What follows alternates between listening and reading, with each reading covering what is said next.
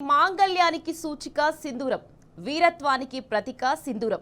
మన భరతమాత నుదుటున దిద్దిన సింధూరంలా ఉంటుంది కాశ్మీరం. అదే చోట జరిగిన ముష్కరుల దాడి ఎందరో ఆడపడుచుల సింధూరాన్ని కరిగించింది. పచ్చని పచ్చిక బయల్లో పేట్రేగిన హింసకు భారత సైన్యం చేసిన ప్రతీకారం ఆపరేషన్ సింధూర్. ఉగ్రముఠాపై ఇండియన్ ఆర్మీ సాధించిన ఈ విజయం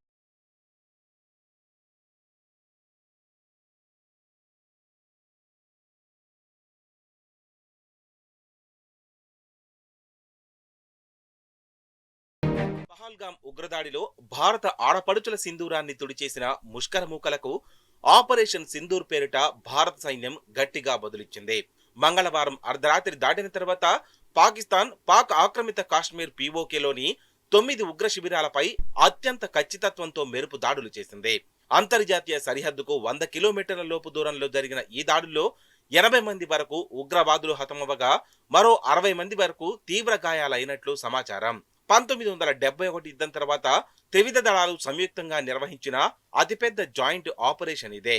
ఈ ఆపరేషన్ కు సంబంధించిన వివరాలను బుధవారం విదేశాంగ కార్యదర్శి Vikram Misri, colonel Sofiya Qureshi, wing commander Vyomika Singh తో కలిసి మీడియా సమావేశంలో వెల్లడించారు. కాగా ఉగ్రమూకలకు భారత్ గుణపాఠం చెప్పాయని యావత్తు ప్రజానికం ముక్త కంఠంతో నినదించింది. ఈ దాడులతో తమకు న్యాయం జరిగిందని పహల్గామ్ బాధిత కుటుంబాలు వెల్లడించాయి.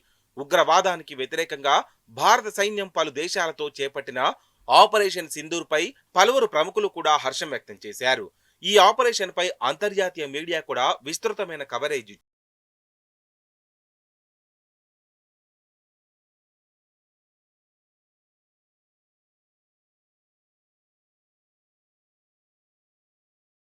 పహల్గామ్ దాడికి కారణమైన ఉగ్రమూకలను మట్టుబెట్టడమే లక్ష్యంగా భారత్ ఆపరేషన్ సింధూర్ పేరిట మెరుపు దాడులు చేసింది.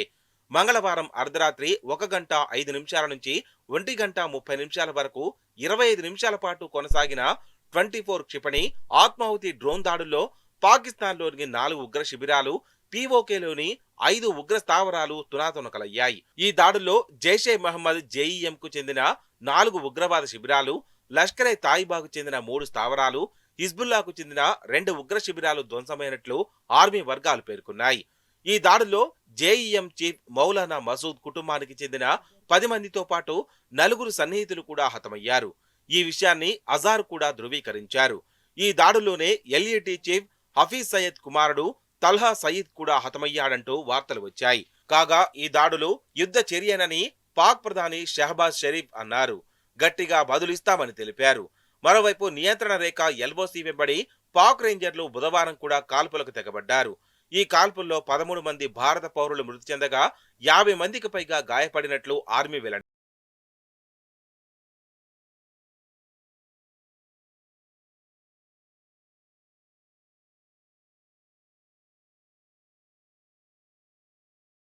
ఆపరేషన్ సింధూర్ నేపథ్యంలో జమ్మూ, శ్రీనగర్, ధర్మశాల, లేహ్, అమృత్సర్ సహా దేశవ్యాప్తంగా 18 విమానాశ్రయాలను మూసివేశారు.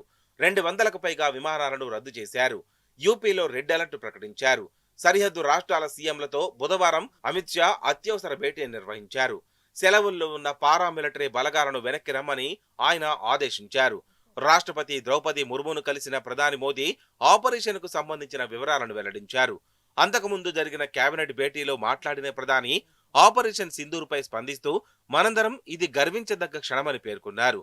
దాడుల నేపథ్యంలో ప్రధాని విదేశీ పర్యటనలు రద్దయ్యాయి. మరోవైపు పాకిస్తాన్లోని పంజాబ్ ప్రావిన్స్ సహా పలు ప్రాంతాల్లో స్కూళ్లకు సెలవులు ప్రకటించారు. మెడికల్ ఎమర్జెన్సీ విధించారు. సైన్యానికి సెలవులు రద్దు చేశారు. కర్తార్పూర్ కారిడార్తో పాటు ఎయిర్పోర్టులు, రైల్వే స్టేషన్లను మూసివేశారు. పాక్లోని భారత రాయబారికి అక్కడి ప్రభుత్వం సమన్లు జారీ చేసింది.